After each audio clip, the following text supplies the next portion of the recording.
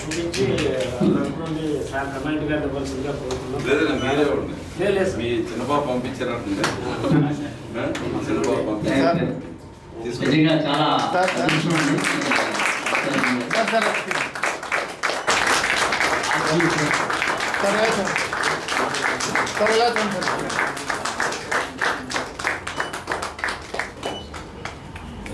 You sir. ఇప్పుడు మన రామస్వామి గారు ఇన్స్టిట్యూట్ గారు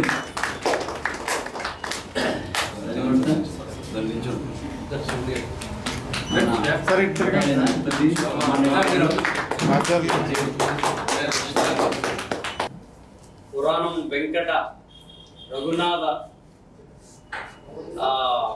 ఆచార్యులు గారు. సో వారికి ఇద్దరు కుమార్తెలు, ఒక పెద్ద కుమార్తె డాక్టర్గా పనిచేస్తున్నారు. తర్వాత చిన్న కుమార్తె సాఫ్ట్వేర్ అబ్రాడ్లో ఉన్నారు, కెనడాలో ఉన్నారు. మరి మరి మన యొక్క ఆచార్యులు గారి యొక్క నేపథ్యంగా చూసినట్టయితే మన బెటాలియన్లో ఎవరు పనిచేసినా కూడా కొద్దిగా ఆ వాయిస్ వినపడుతుంటుంది. జనరల్గా ఏంటంటే మన సూపరింటెండెంట్ గారు ఏంటంటే ఆయన వచ్చారు వెళ్ళారు అనేది కూడా ఎవరికి కూడా తెలియదు. అంటే ఆయన పని ఏదైనా చేసుకొని అలా వెళ్ళిపోతుంటారు అనమాట. సో కాబట్టి అంత శృతి మెత్తని మృదు స్వభావం. సో యాక్చువల్గా ఏంటంటే కొన్ని అనివార్య కారణాల వలన, అదేవిధంగా కొన్ని ఆరోగ్యపరమైనటువంటి సమస్యలు ఉన్నప్పటికీ కూడా యాక్చువల్గా గతంలో ఆయనకు ఉండేటటువంటి కుటుంబ నేపథ్యం కానివ్వండి, లేదన్నట్టయితే ఆరోగ్య పరిస్థితుల కారణంగా వాలంటీర్ కూడా తీసుకుందామంటే లేదు సార్ నేను ఫుల్ సర్వీస్ చేస్తాను అని ఒక పట్టుదలతో నిజంగా ఆయన అనుకున్నట్టుగా పూర్తి సర్వీస్ చేశారు. ఆరోగ్యం సహకరించినప్పటికీ కూడా దాన్ని అధిగమించి తన యొక్క విధికే ఎక్కువ, తన యొక్క డ్యూటీకే ఎక్కువ ప్రాముఖ్యత ఇచ్చి డ్యూటీ మొత్తం సర్వీస్ అంతా కూడా చక్కగా చేసుకున్నారు. ఈ సందర్భంగా వారికి హృదయపూర్వక ధన్యవాదాలు తెలియజేస్తూ, అదేవిధంగా ఈ కార్యక్రమానికి ఇచ్చేసినటువంటి వాళ్ళ కుటుంబ సభ్యులందరికీ కూడా ధన్యవాదాలు తెలియజేస్తూ, మరి ఆచార్యులు గారికి రాబోయేటటువంటి కాలం అంతా కూడా భగవంతుడు ఆరోగ్యం ఇంకా కొద్దిగా మెరుగుపరచాలని, అదేవిధంగా ఆయనకి కుటుంబ సభ్యులు అందరూ కూడా సహకరించి ఆయనకి ఇప్పటివరకు మీ అందరికీ ఆయన సేవ చేశారు, మిమ్మల్ని ఈ స్థాయి వరకు తీసుకొచ్చారు.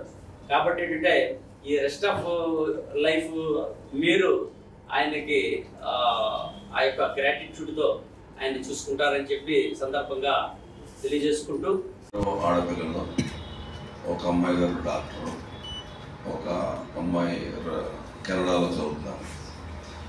అంటే ఆయన ఎంత ప్రీ ప్లాన్గా ఒక సిస్టమేటిక్ లైఫ్లో ఉన్నాడు కాబట్టి ఆ పిల్లలు కూడా అలా సక్సెస్ అయ్యారు అని చెప్పడానికి నా ప్రగాఢమైనటువంటి నమ్మకం. ఎందుకంటే తల్లిదండ్రులు ప్రవర్తించిన తీరును బట్టే మన పిల్లలు కూడా గ్రో అవుతూ ఉంటారు. ఏం చేస్తామని మనకు ధైర్యాన్ని ముందుకు వస్తాం. దానికి తోడు మనం ఇంకా ధైర్యంగా ఉంటే మనం తొందరగా క్యూర్ అయ్యి నార్మల్ లైఫ్కి మనం వస్తాం. వారు కూడా 100% హ్యాపీగా కంఫర్టబుల్గా లైఫ్ని లీడ్ చేస్తారు. సార్ ఆచార్య గారు, మీరు నేను కలిసి పని చేయలేకపోవచ్చు. I can say one thing, always the 3rd Battalion is doors are open for you. మీకు ఏ కష్టం వచ్చినా, ఏ అవసరం వచ్చినా ఈ 3rd Battalion గేట్ ఎప్పుడు మీకోసం ఓపెన్ చేసి ఉంటుంది. జస్ట్ మేక్ వన్ కాల్, మేము మీ ముందు నిలబడతాము. మీ కష్టాన్ని, మీకు కావాల్సినటువంటి సహాయాన్ని అందించగలం అని చెప్పేసి ఈ సభా వేదిక సందర్భంగా మీకు ప్రామిస్ చేస్తున్నాను సార్. మీరు ఏ విధంగా మోమాటానికి కానీ నిస్సంకోచం కానీ నేను రిటైర్ అయిపోయాను, నాకు ఎవరు రెస్పాండ్ అవుతారు అనే మాట మీ ఆలోచనలో కూడా ఉండొద్దు. ఎప్పుడు మీకు సర్వీస్ చేయడానికి మేము ముందుంటామని చెప్పేసి ఈ సభాముఖంగా తెలియజేసుకుంటున్నాం. మనందరూ జూనియర్స్ వీళ్ళందరూ హ్యావ్ టు లెర్న్ సంథింగ్. ఎవరో ఒకళ్ళు ఏదో జాన్సన్ గారు కానీ, మురళి కానీ, వెంకటేశ్వర తెలుసు తప్ప నేను తక్కువ పని చేశాను. వీళ్ళంతా కష్టపడకపోతే వాళ్ళు ఈ పొజిషన్ రాలేరు. మనము ఒక వ్యక్తి అని కూడా ఒక పెద్ద ఆయన నాకు ఒక మాట చెప్పాడు,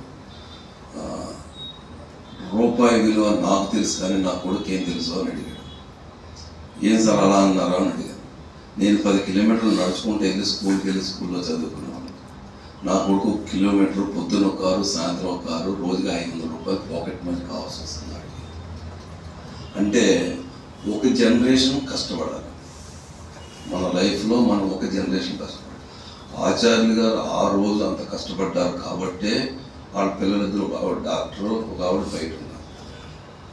అలాగా దాని తర్వాత ఫ్యామిలీని మనం టేకప్ చేయవలసిన అవసరం లేదు. ఆ డాక్టర్ గారు పిల్లల్ని డాక్టర్లో ఇంకోటి కూడా చదివించుకుంటూ ఉంటారు. అంటే ఒక రేంజ్కి రీచ్ అయిపోయారు. అలాగే మనం కూడా ఆలోచించుకునే విధానాన్ని మార్చుకోవాలి. డెఫినెట్గా ఒక జనరేషన్ ఎవరో ఒకళ్ళు ఒక స్పాన్ కష్టపడాలి. ఆ స్పాన్ కష్టపడిన కష్టం మనకెవరికి తెలియదు. మీకు అందరూ చాలామందికి డౌట్ వస్తాను, వీడి కమాండ్ వీడు వచ్చి సీట్లో కూర్చున్నాడు అనుకుంటే. నేను కమాండ్గా పనిచేయాలంటే 30 సంవత్సరాలు కష్టపడ్డాను కాబట్టి నేను వస్తాను. మీరేదో జాన్సన్లో మురళి వెళ్ళిన తర్వాత జాన్సన్ వచ్చారు. మేమంతా ఇక్కడ కలిసి ఒకే ఫార్మ్లో పనిచేస్తూ ఉంటాం. అది మీరు అలవాటు చేసుకోవాలి. ఎప్పుడు కూడా హాయ్, వెల్కమ్ టు వాల్గో వీడియోస్. నేను రేణుకా పెనుమతి. ఈరోజు తోడు బెటాలియన్లో ఆచార్య గారి రిటైర్మెంట్ ఫంక్షన్కి హాజరయ్యా. ఆయన 35 years ఎక్స్పీరియన్స్ని మనతో షేర్ చేసుకోబోతున్నారు. ఈ 5 years ఎక్స్పీరియన్స్లో ఈ రోజు రిటైర్మెంట్ టైం ఈ రోజు వచ్చింది. మీరు దీన్ని ఎలా ఫీల్ అవుతున్నారు సార్? నేను ఈ డిపార్ట్మెంట్లో 28/3/90 ప్రవేశించడం జరిగినది ఆ జూనియర్ అసిస్టెంట్గా. తర్వాత నేను 4 ఎస్పీల దగ్గర అంటే టిఏ త్రిపాఠి, వి నిరంజన్ రే, గోవింద్ సింగ్, ఏబి వెంకటేశ్వరరావు మొదలైన వారి దగ్గర సీసీగా వర్క్ చేశాను. సీసీగా వర్క్ చేసి తదనంతరం మళ్ళీ ఆఫీస్లోకి వచ్చాను. ఆఫీస్కి వచ్చి ఆఫీస్లో మామూలుగా seats, establishment seats A2, A5 అటువంటి సీట్లన్నీ మళ్ళీ చేసి నేను మళ్ళీ 2012లో సీనియర్ అసిస్టెంట్గా ప్రమోషన్ పొందినాను. తర్వాత అక్కడి నుంచి అంచెలంచెలుగా మళ్ళీ సీట్స్ చేసుకుంటూ నేను 21/11/2021 సంవత్సరంలో సూపరింటెండెంట్గా పదోన్నతి పొంది థర్డ్ బెటాలియన్ ఏపీఎస్పీకి సూపరింటెండెంట్గా రావడం జరిగింది.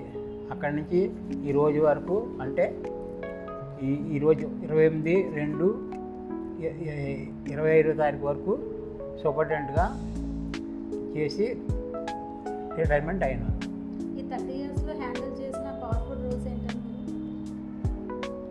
నేను మాకు ఎస్పీ గారు ఎక్కడ చెప్తే అక్కడికి వాళ్ళు కూడా వెళ్ళేవాడిని. నేను ఏజెన్సీ ఏంటి ఎక్కడికైనా సరే నేను జిల్లాలో ఉన్న అన్ని పోలీస్ స్టేషన్లు, అప్పట్లో కంబైన్డ్ స్టేట్, ఇది కంబైన్డ్ డిస్ట్రిక్ట్, ఇదే డిస్ట్రిక్ట్లో రాజమండ్రి, అమలాపురం, పెద్దాపురం, రామచంద్రపురం, రాజమండ్రి అన్నీ కలిసే ఉండేవి జిల్లాలో. అమలాపురం, పెద్దాపురం అన్నీ కూడా, రంపచోడవరం కూడా ఇందులోనే కలిసి ఉంది. అప్పుడు తర్వాత జిల్లాలో కానీ దేనికి విడిపోయాయి. నేను ఉన్నప్పుడు మాత్రం అన్నీ కలిపే ఉండేవి. ఆ టైంలో నేను ఎస్పీస్తో మొత్తం అప్పట్లో 84 పోలీస్ స్టేషన్ల దాకా ఉండేవి. ఆ పోలీస్ స్టేషన్లు అన్నిటికీ ఎస్పీస్తో కూడా వెళ్ళి నేను కూడా వాళ్ళు కూడా వెళ్ళి ఇన్స్పెక్ట్ చేసి వచ్చేవాడిని. సార్ ఇన్స్పెక్ట్ చేస్తే నేను నోట్స్ అది ప్రిపేర్ చేసేవాడిని. ఫ్యామిలీతో ఎంతసేపు స్పెండ్ చేసేవారు?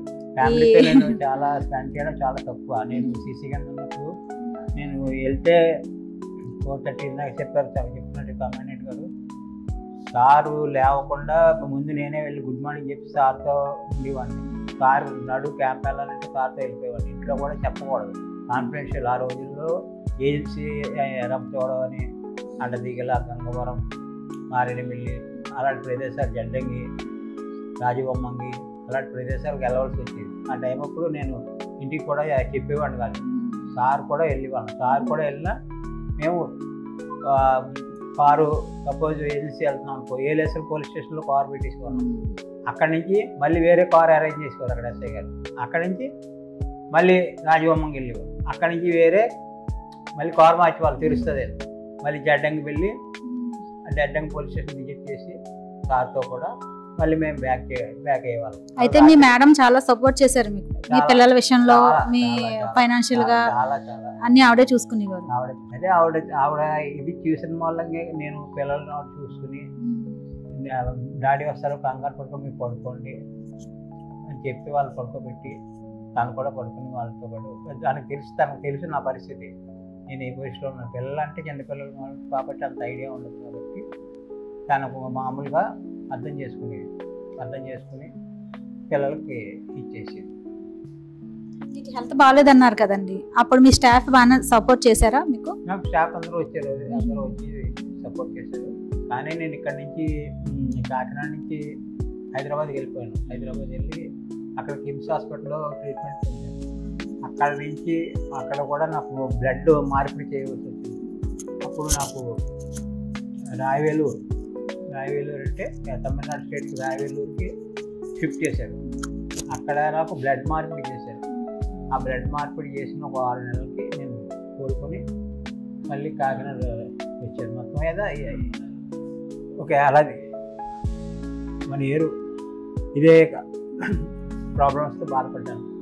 తర్వాత నుంచి మంత్లీ ప్రతి నెల కీమో చేయించుకునేవాడిని. తర్వాత హైదరాబాద్ ఒమేగాకి వెళ్ళేవాడిని. ఎవరి మంత్ ఒమేగాకి వెళ్ళి ఒమేగాలో ట్రీట్మెంట్ చేయించుకుని కీమో చేయించుకుని వచ్చేవాడిని. ఈ 35 ఇయర్స్లో ఈరోజు మీకు లాస్ట్ డే కదా ఆఫీస్, మీకు ఏమనిపిస్తుంది ఈరోజు? ఏమనిపిస్తుంది? బాధగా ఉందా, హ్యాపీగా ఉందా? హ్యాపీగా లేదు, బాధగా లేదు. ఎందుకంటే నాలో ఏదో నా బాధ్యత చక్కగా నిర్వర్తించాననే సాటిస్ఫాక్షన్ మాత్రం ఉంది నాకు. మీ పిల్లలు ఎవరైనా ఉంటే ఇక్కడ పరిచయం చేయండి. మా పిల్లలు పెద్ద అమ్మాయి ఇక్కడ ఉంది. రండి మేడం. లక్ష్మీ గాయత్రి. రెండో అమ్మాయి శ్రీ వెంకట వినీల, ప్రజెంట్ కెనడాలో ఉంది. మీ పెద్ద పాప ఏం చేస్తూ ఉంటారండి? పెద్ద పాప ఏదైనా ఉంటే కొన్ని విజిట్స్కి వెళ్ళి వెళ్తుంది. లేకపోతే దాంతో డాక్టర్స్తో టైప్ ఉంటుంది. ఇన్ని రోజులు మీ జర్నీలో మీ ఫాదర్ మీకు రోల్ మోడల్గా అయ్యారు కదా, ఆయన గురించి ఏమన్నా కొన్ని నిమిషాలు మాట్లాడతారా? చాలామందికి నార్మల్గా ఇప్పుడు ఒక పోలీస్ డిపార్ట్మెంట్లో వర్క్ చేసే ఫాదర్ అంటే ఏదో నార్మల్ లైఫే అన్న ఇది ఉంటుంది. అంటే బయట పబ్లిక్కి కనిపించే పోలీస్ ఆఫీసర్స్ తప్ప వెనకాల ఉండి అడ్మినిస్ట్రేటివ్ సైడ్ కష్టపడే పోలీస్ ఆఫీసర్స్ గురించి, వాళ్ళ కష్టం గురించి చాలా తక్కువ తెలుసు ప్రజలకి. అది ఓన్లీ ఫ్యామిలీస్కి మాత్రమే తెలుస్తుంది. ఎందుకు అంటే వాళ్ళ ప్రెషర్ అంతా ఎంత ఉన్నా సరే, ఆఫీస్లో ఎంత ప్రెషర్ ఉన్నా సరే, ఎంత ఇలా ఉన్నా సరే ఫ్యామిలీతో టైం స్పెండ్ చేయడానికి ట్రై చేస్తారు. బట్ వాళ్ళకి ఆ టైం దొరకదు. ఎన్నోసార్లు మా చిన్నతనంలో పొద్దున్న డాడీ ఎప్పుడు వెళ్తున్నారో తెలిసేది కాదు. అలాగే ఈ నైట్ మేము చూసేవాళ్ళం కాదు, ఫ్రీక్వెంట్గా వచ్చిపోతూ ఉండేవారు అనమాట. ఇట్లా మా మమ్మీని ఏమైనా అడిగితే ఏం చెప్పారంటే hard worker, daddy hard work చేస్తేనే మన లైఫ్ బాగుంటుంది కాబట్టి డాడీ కొద్ది రోజులు ఇలా హార్డ్ వర్క్ చేయాలి కాబట్టి మనం అందరం సపోర్ట్ చేయాలి. మా మమ్మీ మాకు నేర్పించింది అది. మనం సపోర్ట్గా ఉంటేనే డాడీ బయట వర్క్ చేయగలరు. సో మన ఫ్యామిలీ అందరం కలిసిమెలిసి ఉండాలి. కానీ అలాగని చెప్పి ఎంత టైం లేకపోయినా ఏదో సందర్భంలో ఖాళీ చేసుకునేవారు. చాలా హ్యాపీ ఫ్యామిలీ మాది. మంచిగా మమ్మీ చాలా బాగా ప్లాన్ చేసేది. డాడీ మేము కూడా సరదాగా పిక్నిక్స్కి వెళ్ళేవాళ్ళం, ట్రిప్స్ వెళ్ళేవాళ్ళం, చాలా బాగా ఎంజాయ్ చేసేవాళ్ళం. చైల్డ్హుడ్లో ఏదన్నా మీ డాడీ మీ మమ్మీతో తిరిగిన చిన్న స్వీట్ మెమరీస్ ఏమన్నా ఉంటే? చాలా ఉన్నాయి స్వీట్ మెమరీస్. అంటే డాడీ మమ్మీతోనే మాకు ఎక్కువ ఉన్నాయి. ఇప్పుడు అది మా పిల్లలకు మేము ఏమి ఇవ్వలేకపోతున్నాం. అప్పుడు వీళ్ళ ఎందుకు ఆ మెమరీస్ ఉన్నాయి అంటే కనుక వీళ్ళు ప్లాన్ చేసుకునే విధానం అలాంటిది. అంటే డాడీ కష్టపడతారు, మమ్మీ ఇంట్లో హౌస్ వైఫ్, కానీ రెండు బ్యాలెన్స్డ్గా ఇద్దరు చాలా అన్యోన్యంగా ఇద్దరు బ్యాలెన్స్ చేసి మా ఇద్దరిని కూడా ఎంతో ప్రేమగా పెంచారు. అంటే కష్టం అనేది తెలియలేదు. వాళ్ళు కష్టపడ్డారు కానీ మాకు కష్టం తెలియనివ్వలేదు. మా వరకు రానివ్వలేదు. అది ఎడ్యుకేషన్ పరంగా అయినా, బయట ఎంజాయ్మెంట్ పరంగా అయినా సరే, మాకు వ్యక్తిగతంగా పర్సనల్గా మా పర్సనల్ నీడ్స్కైనా సరే ఏ రోజు మాకు ఏ లోటు లేదు. అలాగని చెప్పి మా డాడీ ఫైనాన్షియల్గా హై అని కాదు, ఆయన ఉన్న దాంట్లోనే చాలా బడ్జెట్ ప్లాన్ చేసుకుని చాలా ప్రీ ప్లాన్డ్గా పెంచారు ఇద్దరిని కూడా. సో ఆ విషయం మీద డాడీకి నిజంగా హ్యాట్స్ ఆఫ్ మాట. మీ డాడీ రిటైర్మెంట్ అయ్యారు ఈ రోజు కదా, అది మీరు ఎలా ఫీల్ అవుతున్నారు? చాలా ఈ రిటైర్మెంట్ ఆయన నిజంగా నార్మల్గా ఒక హెల్దీ పర్సన్ రిటైర్ అయ్యారు అంటే అది వేరేలా వస్తుంది. ఇప్పుడు అంత లోపల బ్లడ్ క్యాన్సర్ పెట్టుకుని ఆయన వాలంటరీ తీసుకుని హ్యాపీగా రెస్ట్ తీసుకుని హ్యాపీగా చేసుకోవచ్చు. కానీ ఒక డిపార్ట్మెంట్ అంటే ఒక సర్వీస్ అనుకున్నారు ఆయన. ఓకే, ఆయన ఒక జాబ్ కింద చూడలేదు ఎప్పుడు కూడా డిపార్ట్మెంట్, ఒక సర్వీస్ అనుకుని చెప్పి ఆయన చేశారు. ఈ 35 years కూడా ఏ రోజు కూడా జాబ్ని ఆయన విసుక్కోవడం కానీ, ఎప్పుడు ఇది లో అవ్వడం కానీ ఏ రోజు లేదు. ఎప్పుడు కూడా జాబ్ని ఎంజాయ్ చేస్తూ హ్యాపీగా చేశారు. ఈ రోజు వరకు అంత లోపల అంత హెల్త్ ఇష్యూస్ పెట్టుకుని కూడా ఈ రోజు వరకు రీచ్ అయ్యారు అంటే it's not a small thing, అది చాలా పెద్ద విషయం. సో ఇలాంటి ఫాదర్స్ అనేది ఎంతో మందికి ఇన్స్పైర్ అవ్వాలని చెప్పి మనస్ఫూర్తిగా కోరుకుంటున్నాను. ఈరోజు ఇలా సెలబ్రేట్ చేసుకున్నందుకు డాడీకి పెద్ద వాళ్ళందరూ ఇంతలా చేసినందుకు కూడా మేము మా కుటుంబం అందరూ కూడా చాలా హ్యాపీగా ఫీల్ అవుతున్నాం.